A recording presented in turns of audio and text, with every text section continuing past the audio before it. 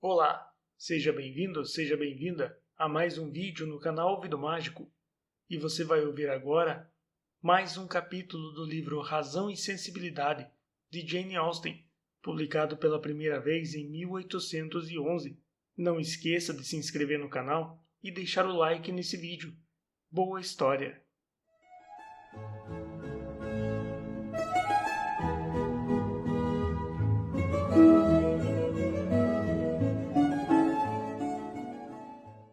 Capítulo 33. No começo de fevereiro, uns 15 dias depois da chegada da carta do Sr. Willoughby, Elinor teve a dolorosa incumbência de informar à irmã que ele havia se casado. Ela teve o cuidado de dar a notícia pessoalmente, assim que foi informada de que a cerimônia terminara, para evitar que Marianne viesse a saber pelos jornais que examinava nervosamente todas as manhãs. Marianne ouviu a notícia com resoluta compostura. Não fez nenhum comentário e no começo não houve lágrimas, mas depois de pouco tempo, elas saltaram-lhe dos olhos e pelo resto do dia, a jovem ficou em um estado tão ou ainda mais lamentável do que ficara quando soubera que o casamento iria acontecer. Os Willoughby deixaram a capital logo depois da cerimônia. Como já não havia mais o perigo de encontrá-los, Elinor esperava convencer Marianne a sair de casa aos poucos, coisa que ela nunca mais fizera desde que tudo viera à tona. Nesse ínterim, as senhoritas Steele, que haviam chegado à casa de sua prima, no edifício Bartlett, Holborn, apressaram-se a ir visitar os conhecidos nas Conduit e Berkeley Sueca, sendo recebidas em ambas com grande cordialidade. Era penoso para Elinor ver as duas irmãs. A presença delas lhe causava tristeza, e foi-lhe muito difícil retribuir com elegância a enorme alegria que Lucy demonstrou ao verificar que ela ainda se encontrava na capital. Eu iria ficar muito desapontada se não a tivesse encontrado aqui ainda, disse ela repetidas vezes, acentuando bastante ainda. Mas sempre pensei que encontraria. Tinha quase certeza de que a senhorita ainda não havia deixado Londres, se bem que me tinha dito, em Barton, que não ficaria mais de um mês. Mas naquele dia mesmo pensei que a senhorita iria mudar de ideia quando estivesse aqui. Eu iria ficar tão triste se a senhorita tivesse ido embora antes que seu irmão e sua cunhada chegassem. E agora, com certeza, a senhorita não vai ter pressa de ir embora. Estou loucamente feliz que a senhorita não tenha mantido sua palavra. Compreendendo perfeitamente o que a jovem queria dizer, Elinor precisou de todo o seu controle para fingir que não compreendera. Bem, minha querida, interferiu a Sra. Jennings, como vocês viajaram? Não de carruagem, posso lhe assegurar. Era evidente a exultação da senhorita Steele. Viemos no coche postal. Um elegante cavalheiro nos fez companhia. O Dr. Davis vinha para a capital e achamos que poderíamos partilhar o coche com ele, que se comportou gentilmente e até pagou 10 ou 12 shillings mais do que nós. Oh, animou-se a Sra. Jennings. Bonito gesto, sem dúvida. E esse doutor é solteiro, sou capaz de afiançar. Agora, a Sra. Steele sorriu de maneira afetada. Todos estão se divertindo à minha custa com o doutor, e não posso entender por quê. Minhas primas dizem ter certeza que fiz uma conquista, mas posso afirmar que nunca penso nele do fim de uma hora para outra. Meu Deus, aí vem o seu namorado, Lucy, disse uma das minhas primas outro dia, ao vê-lo atravessando a rua na direção da casa. Meu namorado? Perguntei eu. Não sei o que você quer dizer. O doutor não é meu namorado. Ai, isso é fácil de dizer, mas não me convence. Vejo que esse doutor é o homem. Claro que não é, garantiu a prima com exagerada aflição. E peço-lhe que negue, caso ouça alguém dizer isso por aí. A Sra. Jennings deu-lhe a gratificante certeza de que não o faria, e a senhorita Steele ficou profundamente feliz. Lucy voltou à carga depois que cessaram as insinuações hostis. Suponho que as senhoritas irão ficar na casa do seu irmão quando ele chegar à capital, senhorita Dashwood. Não, creio que não iremos. Oh, sim, atrevo-me a afirmar que irão. Elinor ficou em silêncio, não querendo estimular Lucy, opondo-se a ela. É encantador ver como a senhora Dashwood pode viver sem a senhorita e sua irmã por tanto tempo. Tanto tempo? Que nada, interveio a Sra. Jennings. A visita delas mal começou. Lucy calou-se. Sinto muito não poder ver sua irmã, senhorita Dashwood, comentou a senhorita Steele. É uma pena que ela não se sinta bem. Marianne retirara-se da sala antes que as irmãs Steele entrassem na casa. Muita bondade da senhorita, minha irmã vai sentir também por não ter a alegria de vê-las, mas ela tem sofrido muito ultimamente com dores de cabeça de origem nervosa, o que a torna incapaz de ficar em companhia e de conversar. Oh, querida, é lamentável, mas, afinal, velhas amigas como Lucy e eu, tenho certeza de que ela quer nos ver e prometemos não dizer uma só palavra. Com perfeita finura, Elinor negou, alegando que Marianne se deitara, ou no mínimo já devia ter vestido a camisola. Oh, se é só isso, não faz mal, teimou a senhorita Steele. Podemos ir até o quarto e apenas vê-la. A impertinente insistência começou a se tornar irritante até para Elinor, e ela foi salva do esforço de se conter para não ser mal criada por Lucy, que repreendeu severamente a irmã mais velha. Não havia muita delicadeza nas maneiras das senhoritas Steele, o que era uma vantagem para que uma pudesse controlar a outra. Depois de alguma oposição, Marianne acabou cedendo à insistência da irmã e, certa manhã, concordou em sair por meia hora, com ela e com a senhora Jennings. Contudo, impôs a condição de que não fizessem visitas e que fossem apenas à joalheria Grey, na Sackville Street, onde Elinor estava negociando a venda de algumas antigas joias de sua mãe. Quando chegaram à joalheria, a senhora Jennings lembrou-se de que na mesma rua, do outro lado, morava uma dama a quem devia uma visita. Como nada tinha a fazer na Grey, resolveu visitá-la, enquanto suas jovens amigas tratavam de negócios. Depois de subirem a escada, já na sala, as senhoritas Dashwood constataram que muitos clientes haviam chegado na frente delas e que, no momento, nenhum funcionário estava livre para atendê-las. Foram obrigadas a esperar. Tudo o que podiam fazer era sentar-se junto a uma das extremidades do balcão e não havia perspectiva de serem atendidas logo.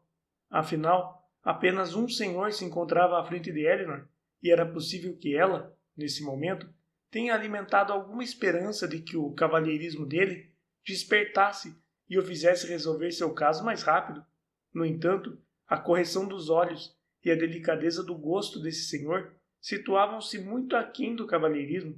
Ele queria adquirir alguns estojos para palitos de dentes com determinados tamanhos, formas e ornamentos.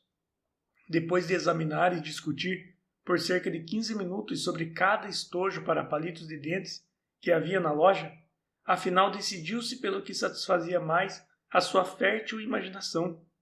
Durante esse tempo todo, não se dera ao trabalho de conceder às duas senhoritas ao seu lado mais do que 3 ou 4 vagos olhares, o que serviu para que deixassem Elinor a lembrança de uma pessoa e um rosto de fortes, naturais e de genuína insignificância, se bem que adornados de acordo com o melhor estilo da última moda.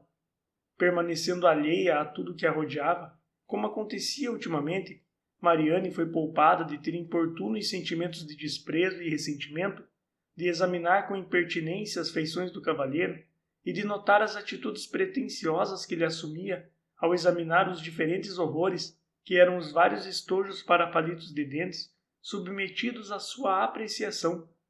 Para ela, era tão fácil recolher-se para dentro de si mesma na joalheria do Sr. Grey como em seu quarto. Afinal, a decisão foi tomada. O marfim, o ouro e a madrepérola foram os escolhidos, e o cavalheiro informou qual seria o dia máximo até o qual sua existência poderia continuar sem os estojos de palitos de dentes. Calçou as luvas com extremo cuidado e, concedendo mais um olhar às senhoritas Dashwood, como quem pretende ser admirado e não admirar, retirou-se com um ar feliz de autoconceito próprio e afetada indiferença para com tudo mais.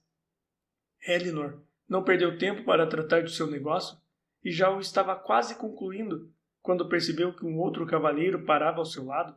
Virou a cabeça para olhá-lo e, surpresa, viu o irmão à sua frente. A afeição e contentamento que demonstraram com o encontro foi na medida exata para dar uma aparência muito respeitável à loja do Sr. Grey. De fato, John Dashwood estava longe de se aborrecer por ver as irmãs e até mesmo sentia alguma satisfação com isso. Suas perguntas sobre a mãe delas foram cheias de respeito e atenção.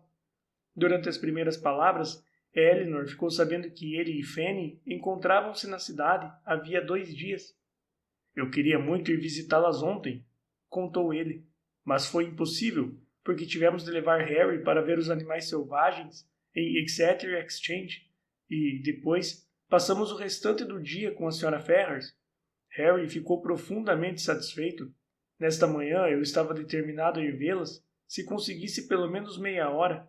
Porém, tem-se tanto o que fazer logo que se chega à capital.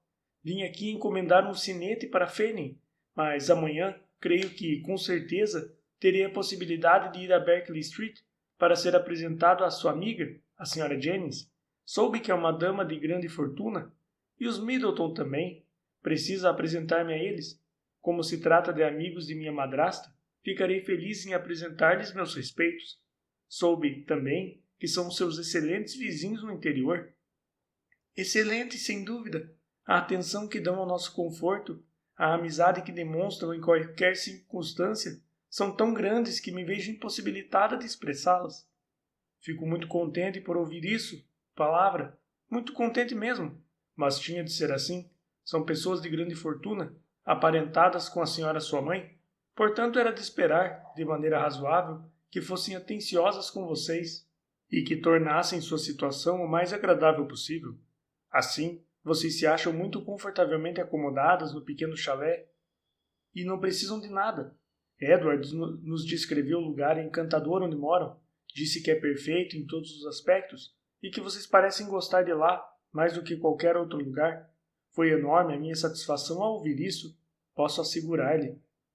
Elinor sentiu-se envergonhada pelo irmão e não lamentou ser impedida de responder pela chegada do criado da Sra. Jennings, que veio avisá-la de que Madame as esperava à porta. O Sr. Dashwood acompanhou-as escada abaixo e foi apresentado à dama junto à porta da carruagem. Reiterando a intenção de visitá-las no dia seguinte, despediu-se e deixou-as. A visita foi realizada conforme prometido. O Sr. Dashwood apresentou uma pretensa desculpa para justificar o fato de sua esposa não ter vindo, mas estava tão ocupada com a senhora mãe dela que lhe era impossível sair para qualquer lugar. Contudo, assegurou diretamente à Sra. Jennings que não deveria haver cerimônia entre elas, uma vez que eram primas ou algo parecido. Portanto, a Sra. John Dashwood esperava para breve a visita dela e pedi-lhe que levasse as cunhadas a fim de vê-las. As maneiras dele para com as irmãs, além de calmas, eram bondosas. Para com a Sra. Jennings, o Sr. John Dashwood era atenciosamente bem educado e, como o Coronel Brandon chegasse pouco depois dele, olhou-o com uma curiosidade que parecia demonstrar que apenas queria saber se era um homem rico, a fim de igualmente civilizado como ele. Depois de ficar com elas por meia hora, John pediu a Elinor que o acompanhasse a Conduit Street e o apresentasse a Sir John e a Lady Middleton. O tempo estava bom e ela concordou imediatamente. Assim que saíram da casa, o interrogatório começou. Quem é o Coronel Brandon? É um homem de fortuna? É sim, ele tem uma grande propriedade em Dorsetshire. Fico muito feliz com isso. Ele parece um verdadeiro cavalheiro. E creio, Elinor, que devo cumprimentá-la pela excelente perspectiva de se estabelecer respeitavelmente na vida. Eu, irmão? O que está querendo dizer? Ele gosta de você? Observei-o com muito cuidado e tenho certeza. Qual é o porte de sua fortuna? Acredito que seja 2.000 libras por ano. 2.000 por ano? E deixando-se levar por um impulso de entusiástica generosidade, o Sr. Dashwood acrescentou: Elinor, desejo de todo o coração que seja pelo menos 2 vezes isso, pelo seu bem. Agradeço-lhe muito, replicou Elinor, mas tenho absoluta certeza de que o Coronel Brandon não tem a menor intenção de se casar comigo. Está enganada, Elinor. Está muito enganada. Acontece que uma pequenina dificuldade criada por sua parte, minha irmã, o está segurando. Acredito que ele deve encontrar-se indeciso até o presente momento. A pequena fortuna que você tem como dote deve estar fazendo com que ele hesite.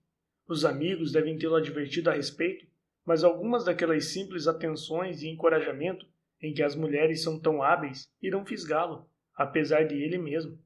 E não existe motivo algum para que você não tente. Não existe espécie alguma de apego anterior do seu lado. Isto é, Você sabe que um apego daquela espécie está fora de questão? Que as objeções são intransponíveis? Claro, você tem uma razão bastante apurada para não ter percebido isso. O Coronel Brandon tem que ser o seu homem e não faltarão esforços de minha parte para que ele se agrade de você e da sua família. Trata-se de um compromisso que provocará uma satisfação geral. Enfim, é o tipo da coisa que... Ele abaixou a voz até torná-la um importante sussurro. Seria muito bem recebida por todas as partes. De súbito, caindo em si, ele acrescentou: isto é, quero dizer, seus amigos estão ansiosos para vê-la bem situada na vida? Principalmente Fanny, que se interessa pelo seu bem-estar de todo o coração, posso assegurar-lhe. E a mãe dela também, a Sra. Ferrars, que é uma mulher muito bondosa. Tenho certeza de que isso iria torná-la feliz. Aliás, ela disse quanto outro dia. Elinor não encontrou nenhuma resposta adequada para dar. Seria uma coisa maravilhosa, até mesmo divertida, se Fanny tivesse um irmão e eu uma irmã colocados ao mesmo tempo. Parece que agora isso vai ser possível. Decidida, Elinor perguntou: o Sr. Edward Ferrars vai se casar? Ainda não está definitivamente decidido, mas existe algo em ebulição. Ele tem a mais excelente mãe do mundo. A Sra. Ferrars, com a mais admirável das liberalidades, irá destinar-lhe 1000 libras por ano, se o casamento acontecer. A jovem é a honorável senhorita Morton, filha única do falecido Lord Morton, e recebe 30.000 libras por ano. É uma união desejável de ambos os lados, e não tenho dúvida de que irá acontecer. 1000 libras por ano é muito dinheiro para uma mãe, mas a Sra. Ferrars é uma mulher de espírito nobre. Para que você tenha uma ideia da liberalidade dela, outro dia, assim que chegamos à capital, sabendo que não temos muito dinheiro, ela colocou nas mãos de Fanny um maço de notas no valor de 200 libras. E esse gesto é importante para nós, pois fazemos muitos gastos quando estamos aqui. Ele calou-se, à espera do assentimento e da compaixão da irmã, que se forçou a dizer: a despesa que vocês dois têm, tanto na capital quanto no interior, deve ser grande, mas em compensação, a entrada de dinheiro por ano também é. Posso garantir que não é tão grande quanto muita gente pensa. No entanto, não posso me queixar. É bastante confortável e espero que com o tempo se torne melhor. As despesas de Norland, no momento ainda sem controle, é o dreno mais sério. E fiz umas pequenas compras neste meio ano. A fazenda Kingham, que fica ao leste da minha propriedade, onde o velho Gibson morava, você deve lembrar-se dela. Eu tinha uma porção de motivos para querer aquelas terras, e, como se encontram pegadas às minhas, me senti quase no dever de comprá-las. Minha consciência não me deixaria em paz se aquela fazenda fosse parar em outras mãos. Um homem tem que pagar pelas suas conveniências, e isso me custou muito caro. Mais do que você acha que a fazenda vale, real e intrinsecamente? Espero que não. Se eu quisesse, no dia seguinte poderia tê-la vendido por mais do que paguei. Mas em relação ao dinheiro que gastei com essa compra, fiz um mau negócio, sem dúvida, pois minhas economias eram tão baixas nessa época que se eu não tivesse uma pequena quantia nas mãos do meu banqueiro, teria sido obrigado a vendê-la com um enorme prejuízo. Elinor pôde apenas sorrir enquanto o irmão prosseguia. Outra grande despesa que tivemos foi a mudança para Norland. Nosso respeitado pai, como você sabe, deixou tudo o que havia dentro de Stanhill, a casa principal de Norland, e se tratava de muita coisa de alto preço para sua mãe. Longe de mim a ideia de criticar o gesto dele. Sem a menor dúvida, nosso pai tinha o direito de dispor de seus bens como quisesse. Mas, em consequência, fomos obrigados a fazer uma alta despesa, comprando roupas de cama e mesa, porcelanas chinesas e tudo mais, a fim de substituir o que vocês levaram embora. Acredito, minha irmã, na sua capacidade para imaginar que, depois dessas despesas todas, ficamos muito longe de estarmos ricos, e, quanto ao gesto generoso da Sra. Ferrars, foi bem-vindo. Certamente, assentiu Elinor. Espero que, amparados pela liberalidade dessa senhora, agora vocês estejam bem acomodados e com a vida em ordem. Mais 1 ou 2 anos e tudo estará acomodado, garantiu ele com ar grave. Mas, até lá, muito precisa ser feito. Ainda não foi colocada uma só pedra no piso da estufa de Fanny e o jardim de flores está apenas demarcado e estaqueado. Onde vocês vão construir essa estufa e fazer o jardim? no bosque atrás de casa. Teremos que derrubar as velhas nogueiras a fim de abrir espaço. Vai ser possível chegar até a estufa diretamente de vários pontos do parque, e o jardim com flores se estenderá desde a casa até lá. Vai ficar muito bonito. Já mandamos cortar todos os velhos espinheiros que cresciam em grupos no limite do bosque.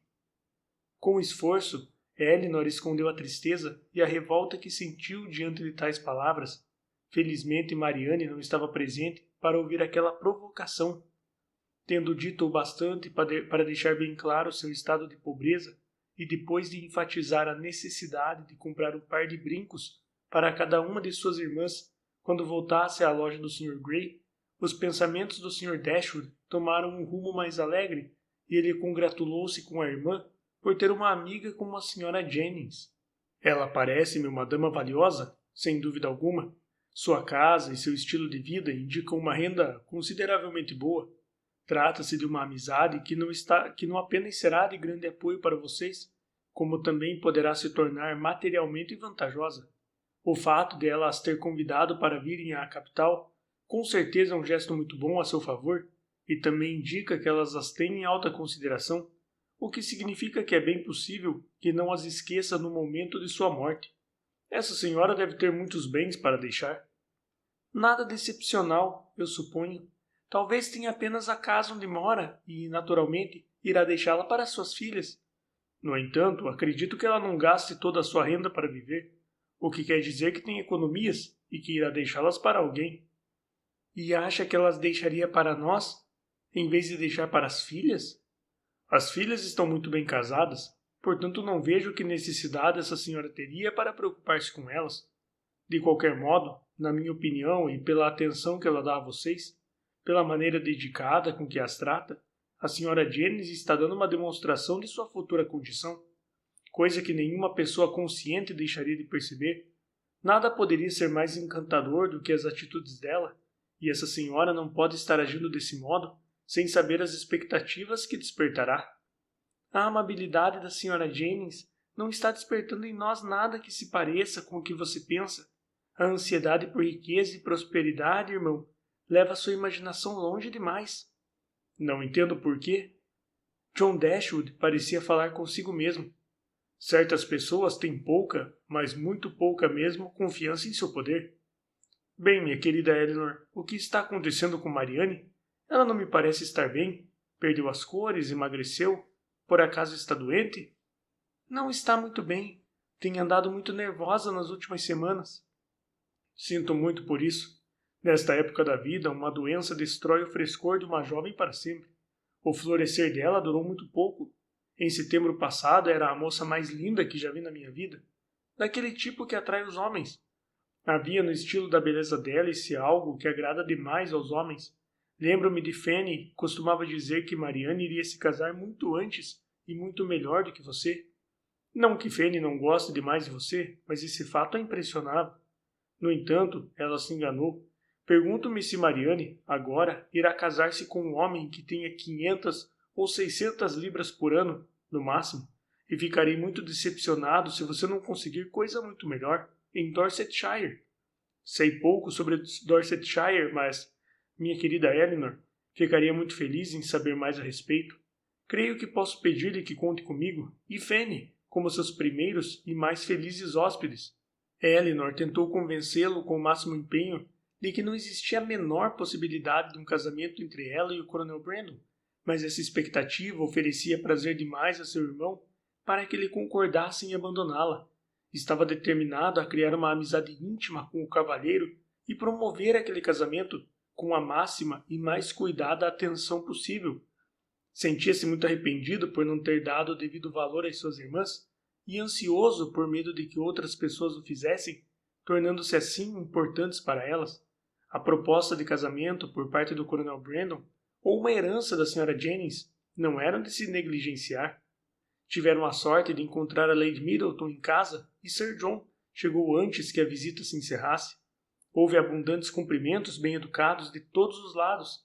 Sir John era um homem disposto a gostar de todo mundo e, se bem que o Sr. Dashwood não parecesse saber muito a respeito de cavalos, a ele o considerou um companheiro muito simpático e Lady Middleton verificou que a aparência dele se encontrava o suficientemente dentro da moda para ela achar que merecia sua amizade.